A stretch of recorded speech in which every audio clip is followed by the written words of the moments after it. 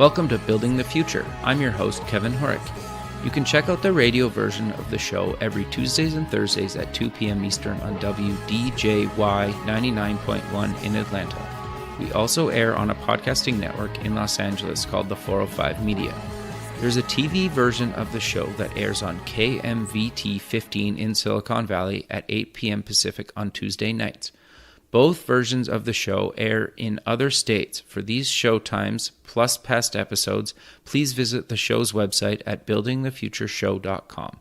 The music for the show is done by Electric Mantra. You can check him out at electricmantra.com. I want to invite all of you in the Building the Future community to join me at SUPEX, the Startup Expo in Fort Lauderdale, Florida, this July 26th, where I'll be the MC. SUPEX is one of the largest and best startup conferences in the U.S. and the official gathering of the Building the Future community this summer. SUPEX has cutting-edge content, a cool startup competition, and a half-day forum this year called #WomenForWomen, the largest gathering in the U.S. in 2018 of angel groups, seed funds, and VC funds focused on female founders and female entrepreneurs. For more information, visit www.sup-x.org. I hope to see all my Building the Future friends there. Welcome back to the show. Today we have Rachel Braun Scherl. She's an entrepreneur, a vagipreneur, and business builder. Rachel, welcome to the show. Thank you so much. It's great to be with you, Kevin.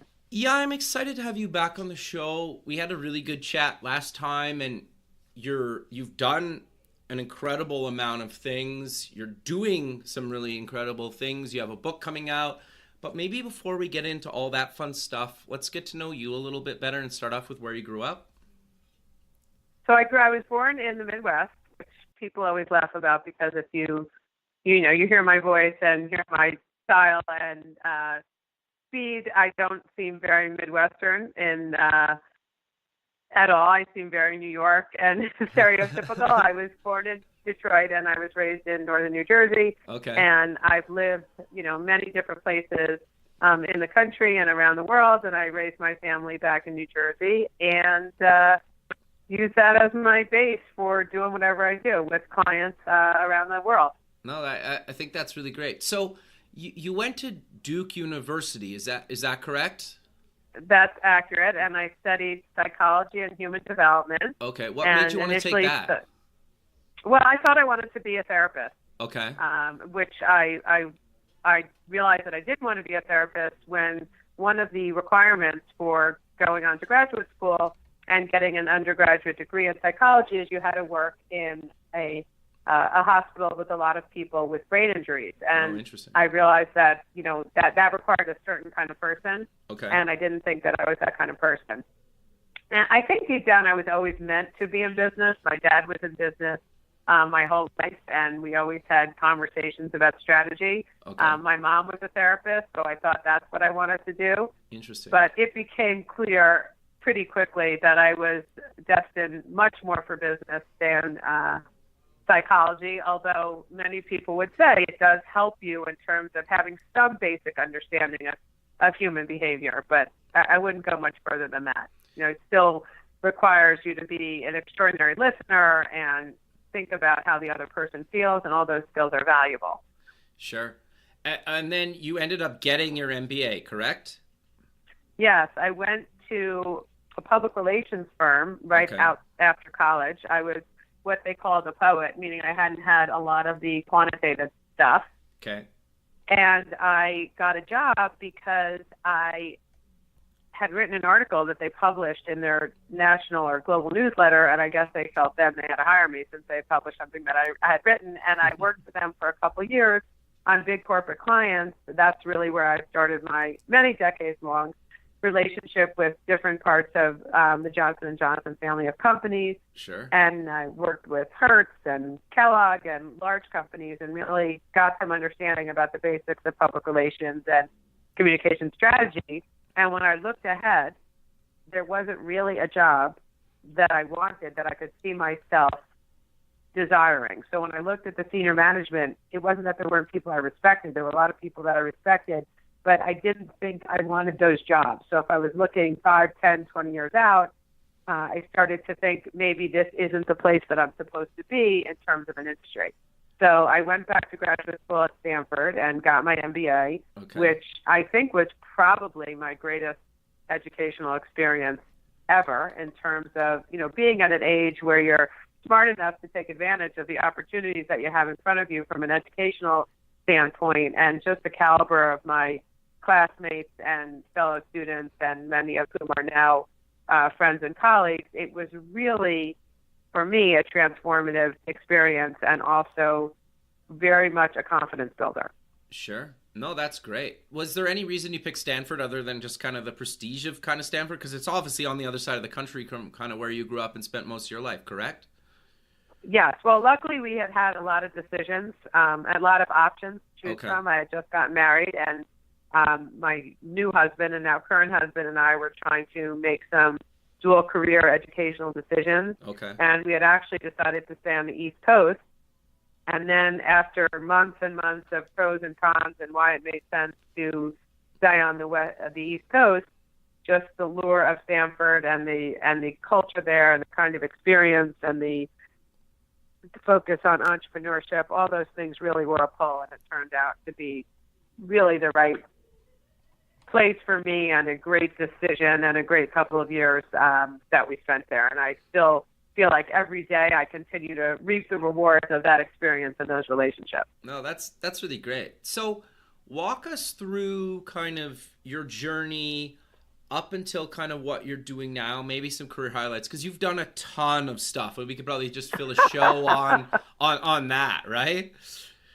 Well, it is funny because I do a lot of speaking with students, and one of the things is anybody's story can look linear in retrospect, but when you're going through it, I'd love to say that it was a perfect plan and I followed every step according to plan, but, life is what happens when you're busy making other plans. So when I graduated from business school, I had this very clear idea that I wanted to be in consumer products marketing, and that I wanted to run a division of J&J. And I say that because I find it interesting that the biggest vision I could have is that I wanted to run a division, as opposed to I'm graduating with a Stanford MBA, I want to run the company. I just find that interesting as to where I was. Why did that come to be? Like, what was there like a defining moment that made you kind of decide that, or what was the rationale behind wanting to do that? I liked the idea that the products were relatable, that they were tangible. My dad had worked for the same company from the day he graduated from business school until the day he retired. So I think at that point, the idea that you join a company and you build your career and your life around it was appealing. And as you can see from subsequent choices I made, that those relationships have stayed important to me and critical, but I really realized that I wanted to be much more in charge of my own career destiny and financial future. So I went there, which was quite unusual at that point from Stanford. They didn't do a ton of recruiting from consumer products companies or healthcare companies on the East Coast. And I was able to find, one or two scattered Stanford MBAs who had been in the workforce at J&J and places like that. And anyway, this gives you a sense of how long ago it was. I got an interview because I wrote a letter to the vice president of marketing. Oh, wow. And then I was called in for an interview because, as I said, Stanford wasn't really on the parade route of the traditional schools that they recruited in. And I remember at my first meeting, and my first day, I was hired and I worked on the town hall business. I was introduced to the group company chairman. It was, the most senior guy. I was, fresh, and the ink was barely dry on my business school degree. And the group company chairman says to the guy who hired me, the VP of marketing, I didn't know we hired from Stanford, which wasn't exactly the most welcoming greeting. But my boss said, we read our mail. And that literally is a true story. I got the job because I wrote a letter and then, went through the whole traditional process. That's amazing. And I loved it. Yeah, I loved the experience. I was being trained by some of the smartest people that still I would say I've ever met. Wow. Talented marketers, really good strategic thinkers, people who since then went on to great leadership roles within Johnson & Johnson and other companies, other large, successful private and public companies. And as I said, those relationships and the connection with J&J that started in my first job after college has continued. And I've worked with with them, for them, with people who used to work there, very consistently for close to 30 years. Wow, that's great. So that was a very important experience. I loved it, and then a couple years into it, we were, still our dual career family, and my husband had this opportunity that made enough sense for us that we relocated, and that was very, very hard for me at the time. Okay. It's very hard. I don't know if it's a combination of being married or growing up, but until that point, you're pretty much making career decisions for yourself. So the idea that I'm now making career decisions for two people, which, often means it's never ideal for both of you. Sure. So that was an interesting experience to go through. Anyway, my husband took a job in Central Connecticut, and I wound up working for a consulting company, one of whose primary clients was J&J. So that's why I was of interest to them, and they were of interest to me. So I did work for that company for several years with a focus on how to extend the life of patents. Were there new indications? Were there new strategies? What were some of the things that the pharmaceutical businesses and the drug portfolio could do to continue to generate revenue as the competitive landscape changed and new options came in, and basically the landscape of care would change over the many years that the product had a patent. Got you. No, very cool. Then, and in the middle of that, I wound up getting pregnant with my first child, who's now 22. Wow. And they sent me, I remember having the discussion. It was never a question that I was going back to work full time. They sent me for 7 or 8 months. There was a local J&J project, which would have been a couple-hour drive, and then there was one in Europe, which was, a 7 or 8 hour flight. And I would go for a solid week once a month. Wow. With a newborn at home. Wow. And I did that for 7 months and worked, 24/7. And I remember literally saying to myself, if they were paying me $10 million a year, which I can promise you they weren't in 1995, sure. That it almost wouldn't be worth it. The cost of it was too great. And I felt like there were ways to do that job without that kind of travel. For me, sure. That doesn't mean people don't do it, and they don't do it incredibly successfully. That job, to me, at that point, the risk reward and the cost reward didn't seem sufficient. So at that point, I joined an existing partnership with my now business partner of 20 years. She was working with someone else, and I joined their partnership. Okay. And the focus really was a combination of the work that I still do, sure. which is focused on driving revenue growth, new customers, new insights, new positioning, new products, new geographies, line extensions, really all around how do you drive top-line growth, and focused really then, and still do, on pharmaceuticals, consumer products, women's health, and health and beauty. Sure. So how did you meet your business partner, just out of curiosity? It's a crazy story and probably doesn't make me sound like the best researcher, but I want to put it in perspective. Okay. So I go to interview with this agency, with this, boutique consulting company, when my husband had accepted the job, and I was doing some interviewing in Connecticut to look for a job that I thought fit my interests and my skills. And I spent the day there, and I met 7 or 8 men, which was fine. Okay. Sure. Ranging in age from, mid-20s probably to 50. Okay. 55, 60. And I said to the managing partner, do any women work here? Okay. Would there be a woman who works here that I might be able to meet? Sure. And this was in the 90s, just so we have the time frame? This was in 1994. Okay. So they said, sure, let me introduce you to Mary. Okay. So now remember, I said, do any women work here? Sure. I didn't say, are they 1099s or are they W-2s? I said, do any women work here? Next thing I know, I'm in an office and I'm meeting this person, Mary, who, to ruin the conclusion, became my business partner. But when I left that meeting, I said to my husband when I got home, I'd love to work at a place where a person of that caliber works. Okay. That was literally what I said. I said, she's extraordinary. She's a great thinker. She was and still is 13 years older than I was, and I just liked her perspective and her approach. She had been trained at Richards and Vicks and then Procter and Gamble, And there was an immediate connection, and I really felt like that was someone I could work with and learn from. Okay. Well, no one told me that she was a freelancer. Oh, okay. So I'm going on and on about what an amazing person works there, but she wasn't an employee. And we joke about that story all the time. We worked together. She worked there full time as a freelancer for the entire time that I was there. Wow.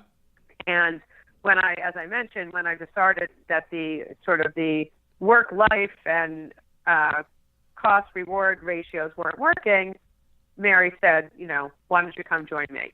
Okay. At that time, we had another partner, but for the past basically 20 years, she and I have been the partners managing Spark Solutions for Growth, which again is focused on revenue growth with a particular focus on consumer customer insights to drive a transaction. And what I mean by that is any business, whether you're selling a product or service, ultimately is about someone giving you currency for what you're offering. Right. And so our focus has been very pragmatic on what do you need to say, do, offer, communicate so that a person will either add your product or service to what they're currently doing, sure, replace it with something they're already using, or, potentially add a whole new behavior. Okay. So, in the simplest example, if you're in the skincare business, are you going to have someone switch from cleanser A to cleanser B? Right. When Botox was launched, no one was using that. Are you suggesting that people go from I'm going to use, night cream that doesn't really work to injections, which are a whole different mechanism of action? They deliver the benefit in an entirely different way. How do you get people to try that? So really it's all about what is the fundamental driver that's going to make people engage in the business that you're in. So we did that for many, many years. And in 2008, when the bottom was falling out of the financial markets and Scherl and Lehman was going bankrupt, as were many other companies, a venture capitalist presented us with a business plan for a product, a topically applied product that improved arousal, desire, and satisfaction for women. Okay. So we said, wow, that looks interesting. And we thought we would go in and consult, and we went and met the management team and some of the board members, and we were fascinated by the category. As marketers, it was essentially the perfect storm. There had been 35 active clinical programs. At the time we saw this business, there were 2, and that's due to a number of reasons. One, it's a complicated regulatory process, and 2, women's sexual response is a very complicated set of systems. And when I say that, I mean physiological systems, psychological, contextual, behavioral. So it's a hard problem to solve, if you will. Sure. Women didn't have a language. There was really no communication. If you looked online, it was porn or disease. Sure. And obviously we made some progress in that. So we thought it was fascinating. Which is one of the few categories, the only category really in the dozens that we've worked on, and I've worked with women from the tops of their heads to the tips of their toes, that women didn't speak to their friends about, to their partners, certainly not to their mothers, to their aunts, and the vast majority didn't speak to their doctors about it. Sure. So we got really excited. We go into this meeting. We come to find out that the company had a very complex financial structure. There were 165 individual shareholders. Wow. So we're like, interesting company, interesting product.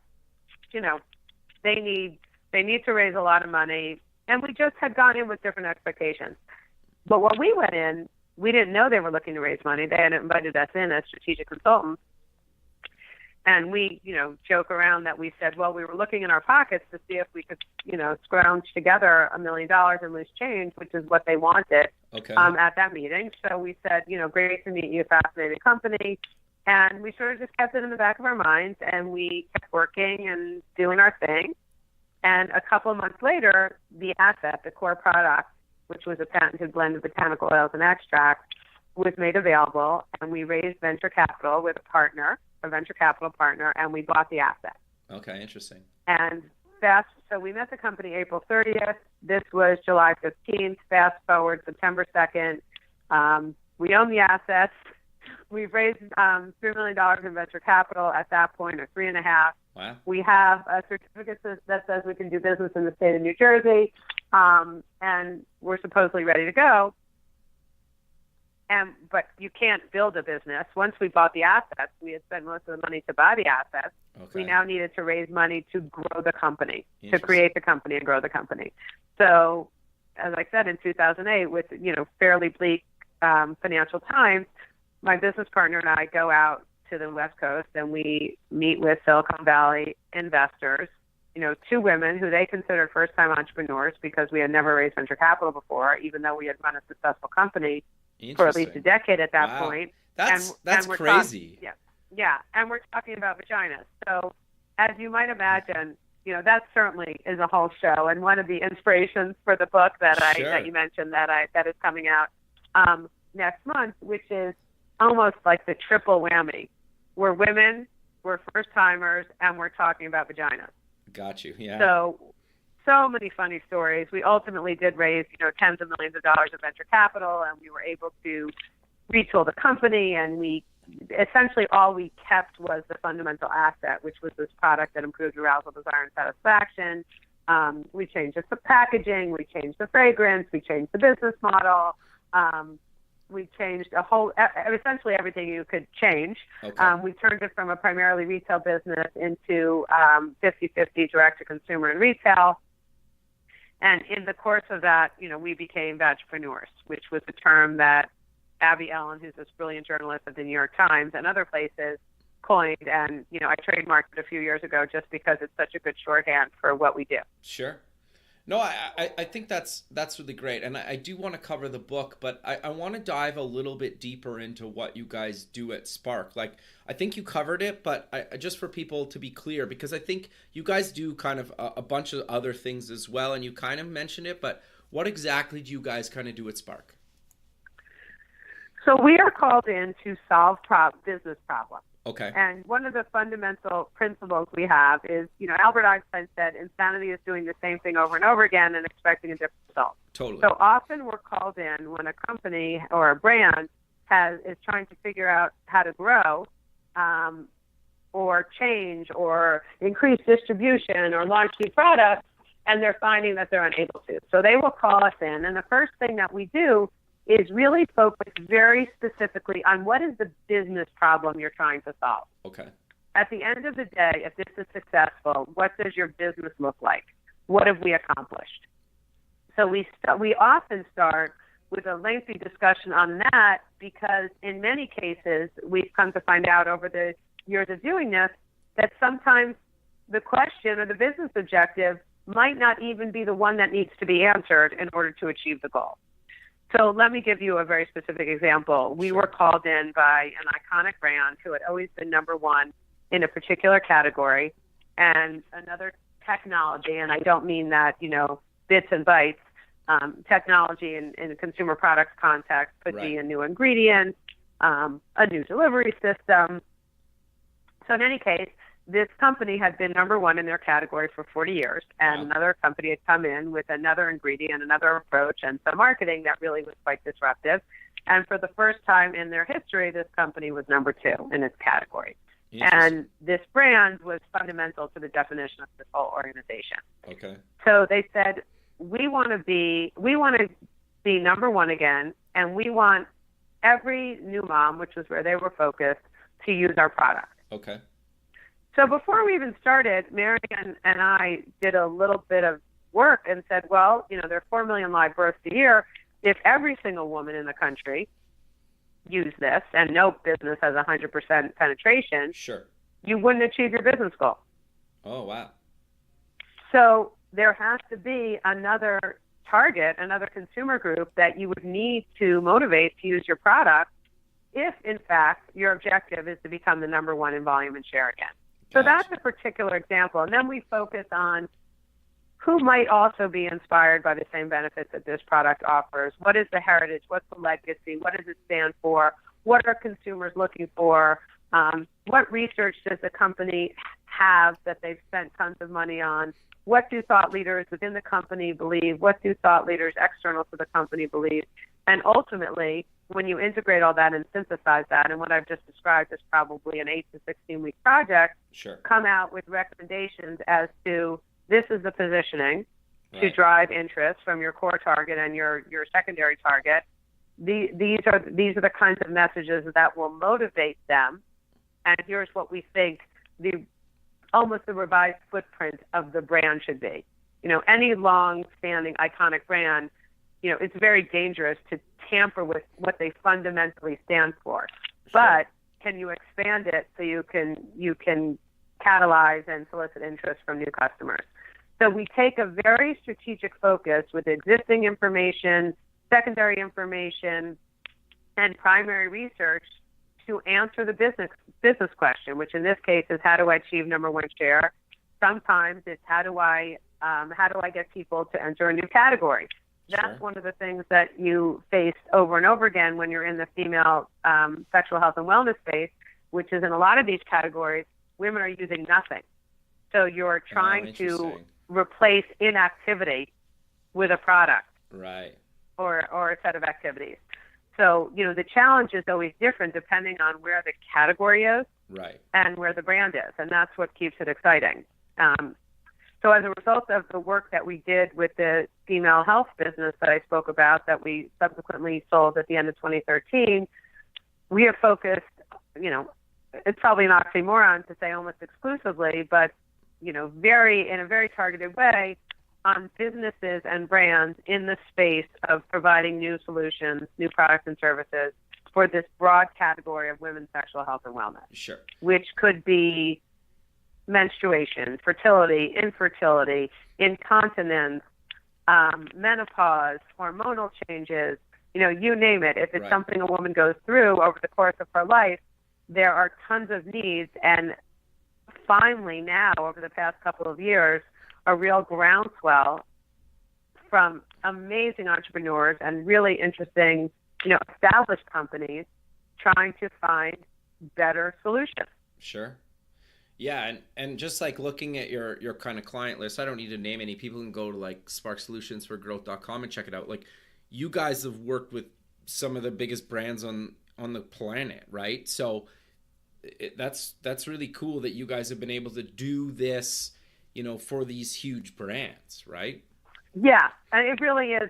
It's quite lucky, and part of that I attribute to the fact that I was trained at J&J, and that those relationships and being part of that family sure. Is something that has really served my career well. In fact, today I have at least half a dozen clients who have been clients at J&J and have gone on to other ventures, and they've been my clients for 20 years wow. as they change roles. That's really great. The other piece is, as I mentioned, Mary was at Richardson Dix.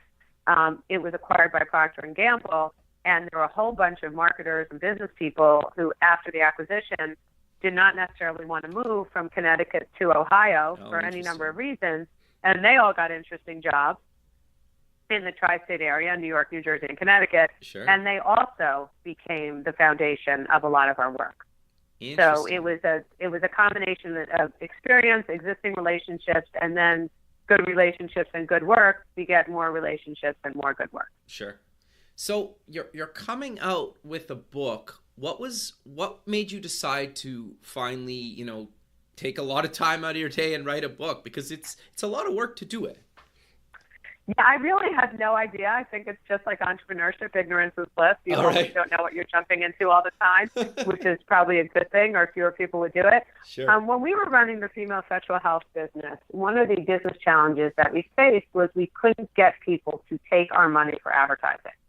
So when I say that, I mean we went to 100 outlets, network, cable, website, radio, and 95% of them said, we won't take your money to advertise because we're not comfortable with your category.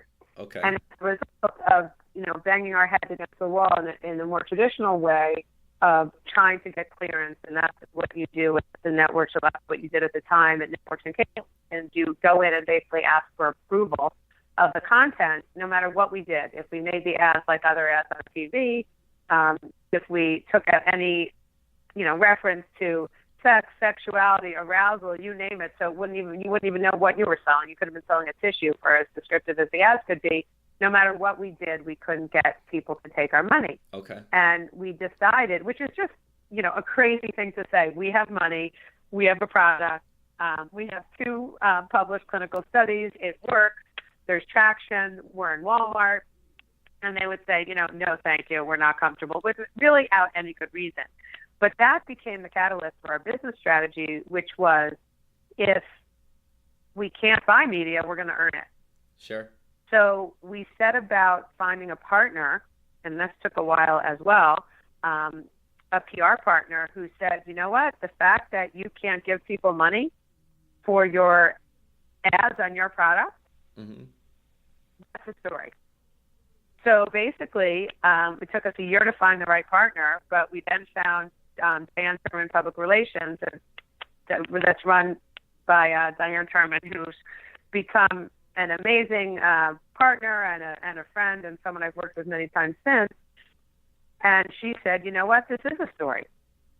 And, long story short, because nothing happens this quickly in real time, once we got the campaign together, on a Tuesday, the story broke in the New York Times. On a Wednesday, the product was featured on The View and Good Morning America. Wow. The following Tuesday, Mary and I did a 9-minute segment on ABC News, really about the disparity between men and women's advertising. And it was in that role that I became sort of this spokesperson for this world of female health. It really started out as a business strategy. And the more I did it, the more I loved it, and the more I found it exciting, and the more I met fascinating people.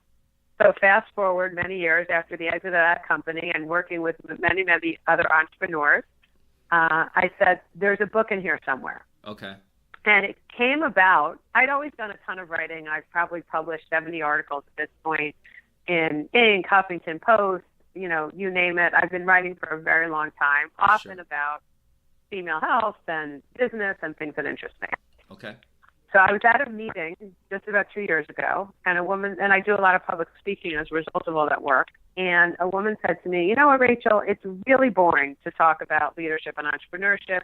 Everybody does it. Mm-hmm. Not, Rachel, you're boring, but how can I distinguish you talking about leadership from somebody else? Sure.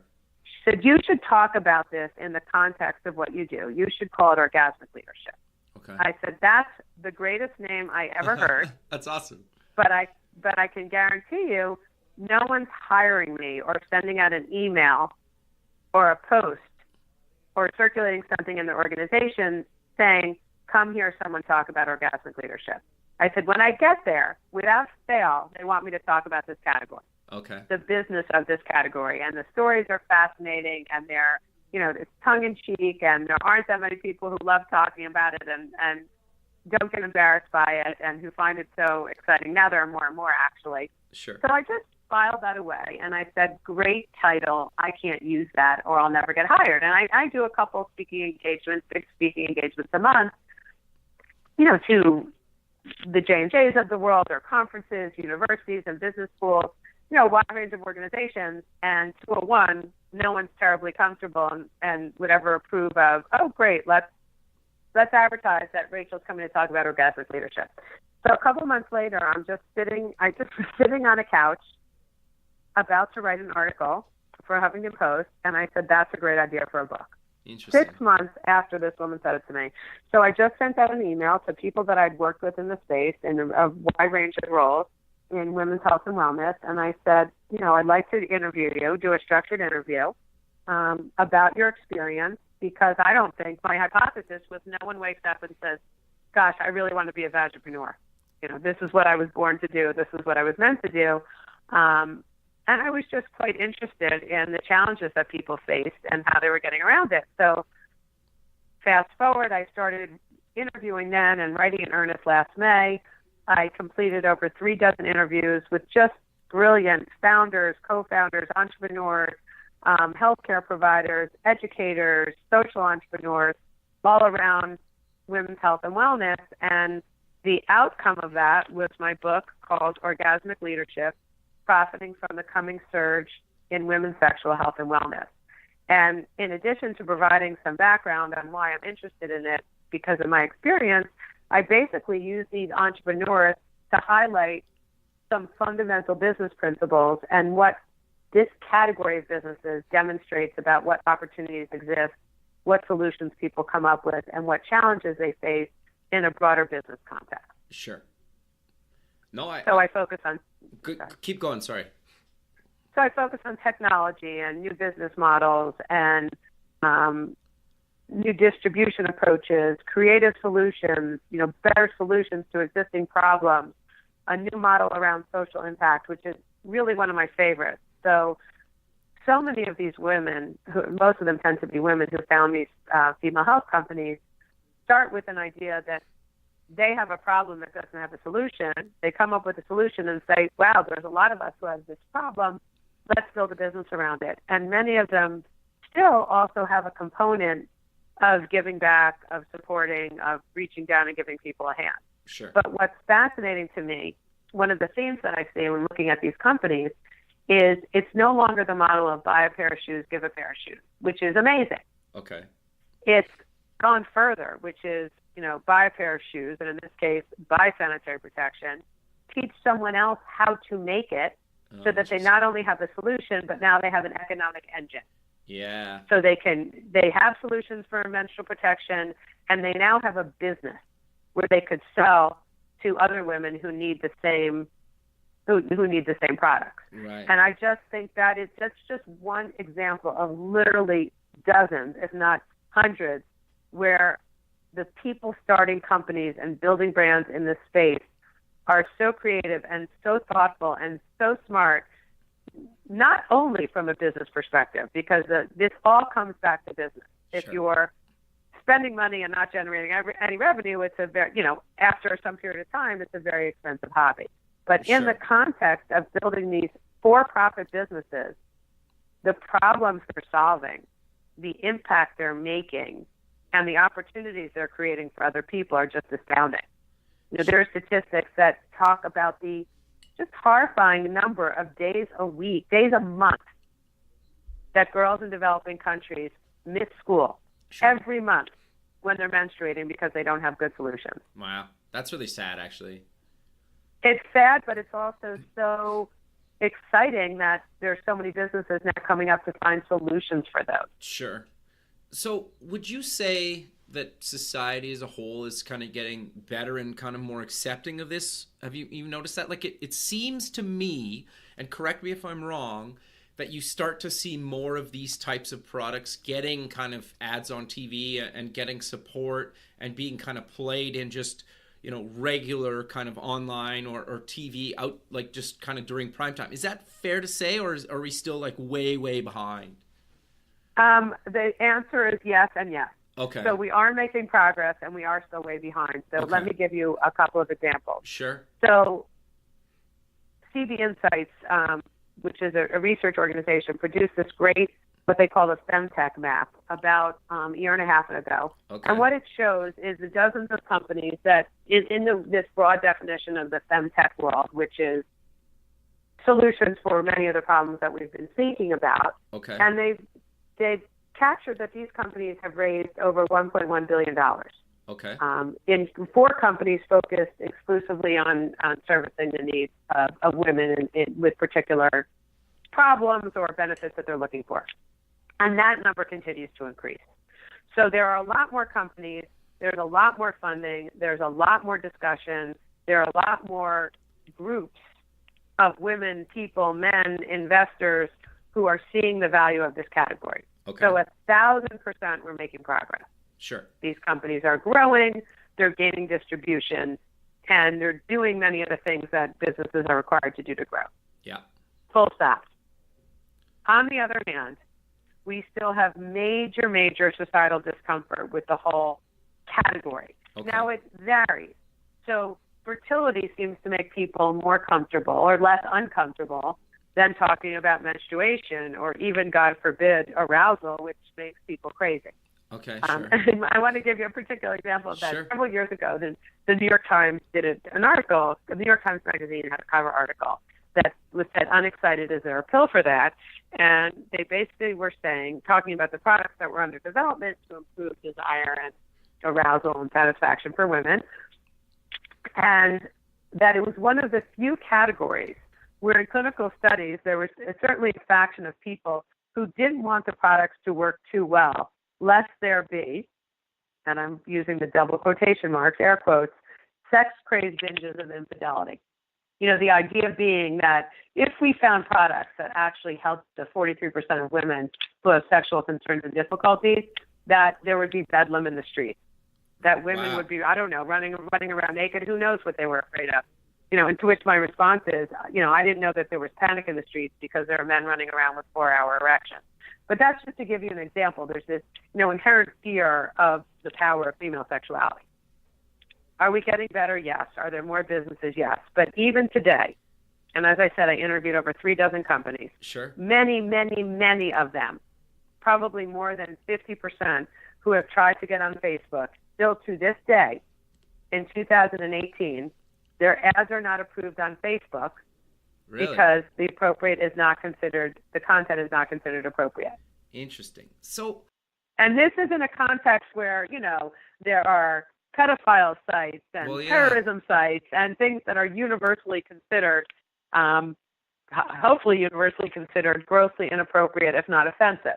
Sure. So that's a long way of saying yes on a number of dimensions. There are great victories every day, which is why I stay in this and why I continue to work with companies and why I continue to make sure I'm inspired and I meet people who are making progress. Sure. But there are still big societal barriers to having this explode the way that it should. And when I say the way that it should, in response to the unmet needs that are out there and the folks who are clamoring for solutions.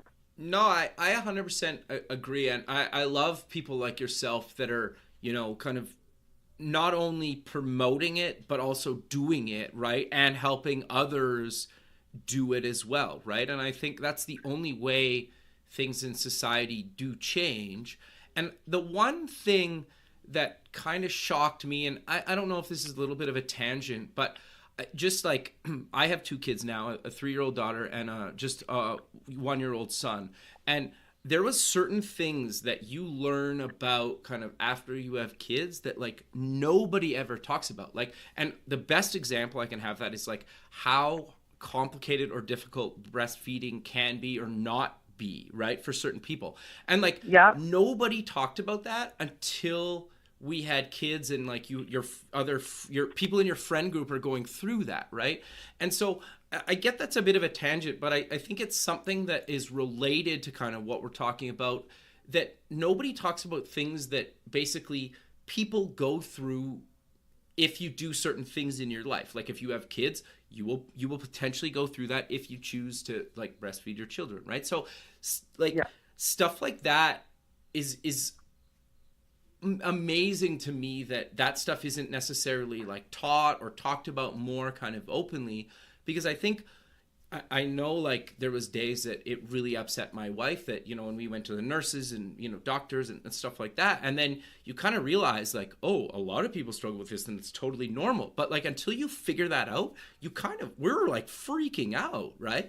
Right. And you think that you're alone and you think that there's no one else who's had this experience. And, certainly in the case of being a young mother or young parent, young father, you are made to feel almost guilty. Totally. So there are many companies that I've spoken to in the course of this book who have interesting, better solutions for helping women breastfeed in terms of new devices for pumping. Sure. But your example is so on point, Kevin, because in any of these categories, you could be having the same discussion. Sure. Where I hear from women all day, I had no idea this is what happens in menopause. Totally. I had no idea that after I had a baby that I would experience this incontinence.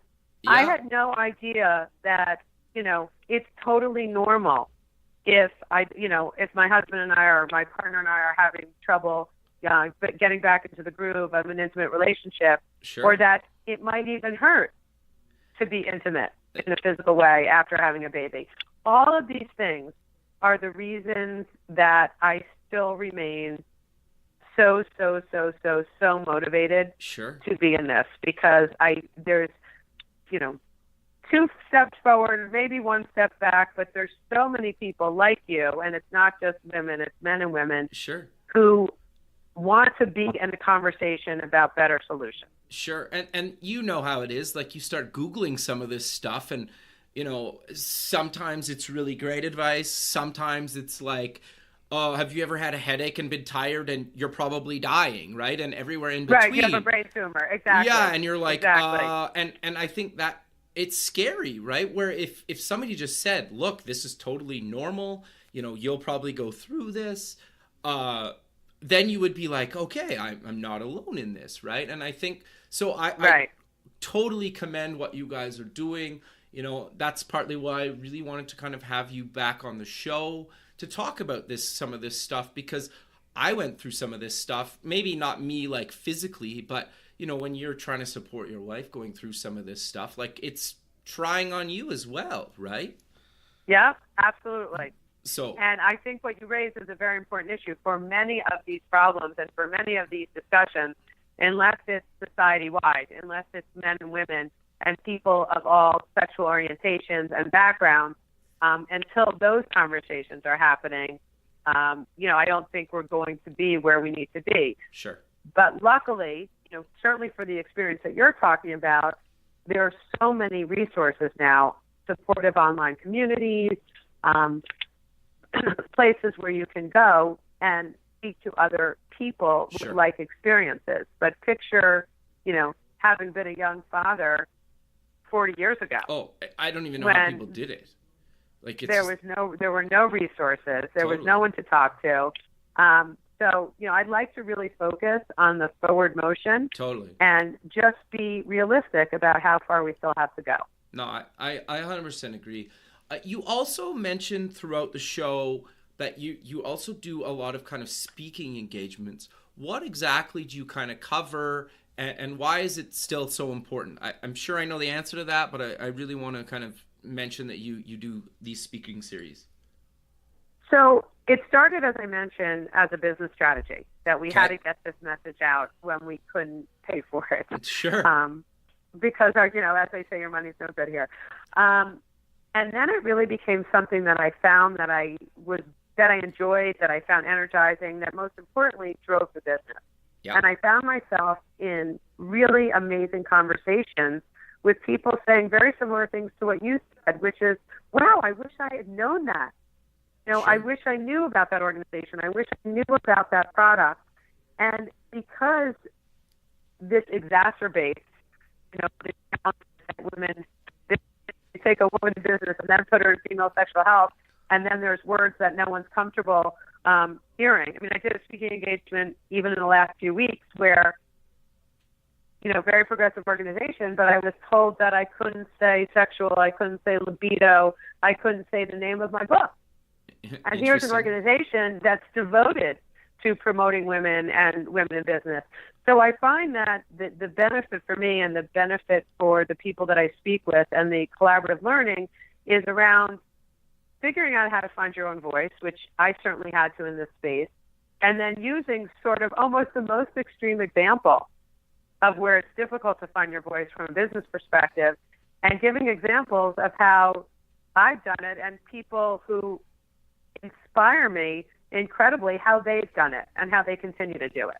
Sure. And if it motivates one person to not give up, man or woman, to continue to try to raise money, to, stick it out one more quarter, to figure out how they can keep the lights on, if in any way any of this is inspiring to someone, either from my story or the dozens of other brilliant people that I meet and interview, then I'm happy. Then I feel like in some small way I'm moving the conversation forward. Sure. Well, but I also think, too, that it's like just from a strictly business perspective, and forget about all the other kind of stuff, there are so many things that could be kind of created, either maybe just from like technology, hardware, kind of software, just products. I don't know. You know what I'm talking about? Like in the space, if people just had the conversation and started funding some of this stuff, right? Is that fair to say? Yes, and yeah, absolutely. And they're having these conversations more and more, and more of sort of the brand name investors are supporting things like this. And there are also many more sources of capital specifically available for women and devoted to women, given the disparity in the funds that go behind women investors and the disparity in terms of the male-female decision makers. Sure. And that's not to say I don't care who invests in this. It doesn't have to be a man or a woman. Right. It has to be a person who sees the value of solving these problems. Fair enough. No, and so the more people who see it, the better it is for everyone. So I had mentioned fertility earlier. Yeah. I've spoken to a bunch of, the people in the book are either have been clients, people that I've been on panels with, and some that I literally only know through being in the same industry. Interesting. And I've gotten to know them better through the course of interviewing them and interacting with them for the book. If it's an issue like fertility and anybody in the room has struggled with infertility, you're more likely to get a yes. What I've found is that for women raising businesses or men raising businesses in this space, there's a different validation mechanism. And what I mean by that is if an investor is presented with a technology idea that is a product that he or she will never use, they rarely ask the question, well, if this isn't relevant to me, how could it be relevant to anybody else? Right. You often hear that in the conversations when you're raising money around women's health. Okay. So I would hear over and over again, this can't be a problem. My wife never mentioned it to me. Okay. And given the fact that 43% of women have sexual concerns and difficulties over some point in their life, I'm pretty sure it's not because there are no women married to the men in the rooms who haven't had those experiences. Sure. But if it's fertility and they say, oh, I get that because I know someone who's experienced it, then the conversation is a little easier. But that idea that I have to be the customer to understand is a standard that's placed, I think, inequitably against female health businesses versus some of the other businesses that these investors see. Yeah, interesting. But Rachel, we're coming to the end of the show, so let's close with mentioning where people can get more information about Spark and where they can get the book. And anything else you want to mention?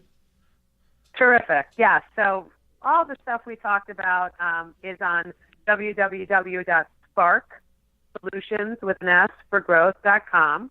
The book, as I mentioned, is Orgasmic Leadership. It will be available on Amazon on May 15th. So I'm really excited about that. And I really look forward to any feedback that people have, good, bad, and ugly. I think if the book generates some increased conversation, passionate conversation, then it will have achieved many of the things that I hope for. That's really great. I'm always happy for people to reach out to me directly at Scherl at sparksolutionsforgrowth.com to continue these very important conversations.